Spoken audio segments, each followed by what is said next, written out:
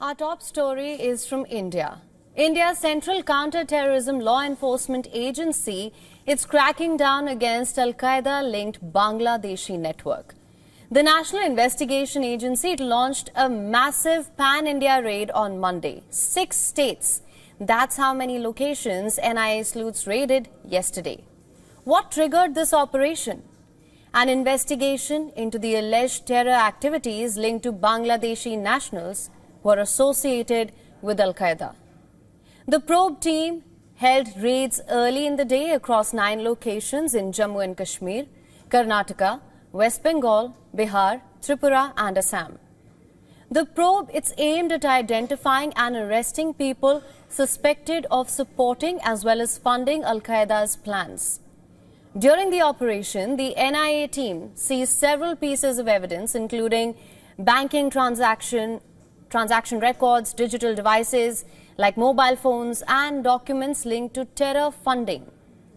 The Counter-Terrorism Agency said they carried out searches at houses of those they've described as sympathizers of Bangladesh-based Al-Qaeda network. So what's the goal of this Bangladeshi network? To destabilize India, to spread Al-Qaeda's influence and to radicalize the youth and the vulnerable in India. You see, these raids are part of an ongoing investigation into a 2023 case, a case which Bangladesh-based Al-Qaeda operatives allegedly conspired with detained individuals to promote terrorist activities. In November last year, the NIA had filed a charge sheet against 5 suspects. It included 4 Bangladeshi nationals as well as 1 Indian citizen. The suspects were identified as Mohammad Sajib Mia, Munna Khalid Ansari, alias Azrul Islam, is alias Jahangir or Akash Khan, Abdul Latif, alias Mominul Ansari, and Farid, an Indian national.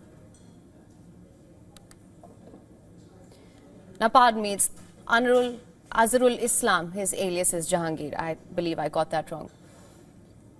The Indian agency's probe revealed that the accused used forged documents to operate covertly in India. They engaged in activities like radicalizing young Indian Muslims, spreading extremist ideologies, and securing funds for the terror organization.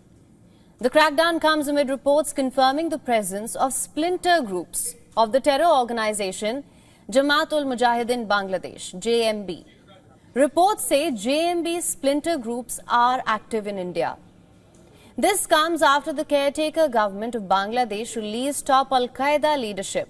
According to reports, the modus operandi of these splinter groups involves living in densely populated areas where Bengalis stay or travel regularly. So according to reports, JMB along with Ansarullah Bangla team, Islamic State and Al-Qaeda Bangladesh all fall under the same umbrella of the terror network. As a result of this information, the Indian security agencies are believed to be on high alert, especially with the JMB entering the picture. JMB, or as I mentioned earlier, the Jamaat-ul-Mujahideen Bangladesh, it's a deadly terror organization.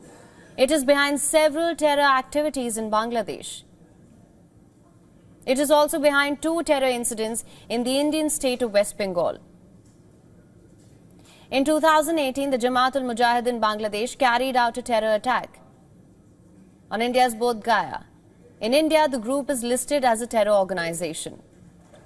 Now, according to reports, after India's crackdown on the JMB, splinter groups were then created. These groups reportedly joined Al-Qaeda, ISIS and Ansarullah Bangla team. Reports suggest that all the foot soldiers from the JMB have joined the same terror network. As far as funding is concerned, the source has not been confirmed, but as far as the threat perception is concerned, the Indian security agencies remain on high alert. A lot of concerns were flagged when Bangladesh's interim government decided to release terrorist and Ansarullah Bangla team chief Jashimuddin Rahmani in August. This was a major cause for concern for India. You see, Rahmani was convicted for the murder of Bangladeshi blogger Ahmed Rajib Haider. According to reports, Rahmani is working closely with Al-Qaeda. Although the Indian agencies remain vigilant and crack down on any or all sources of terrorism emanating from its neighborhood, big questions emerge. Is Bangladesh going the Pakistan way? Pakistan has tried for decades to foment trouble in India by aiding and abetting dissatisfaction against India. They did so by preying on the vulnerable. And now, 53 years after Bangladesh came into existence, with India's help, has the country relapsed into Pakistani strategy? Will Bangladesh, under the new government, take over the Pakistani ISI's mantle of bleeding India by 1,000 cuts?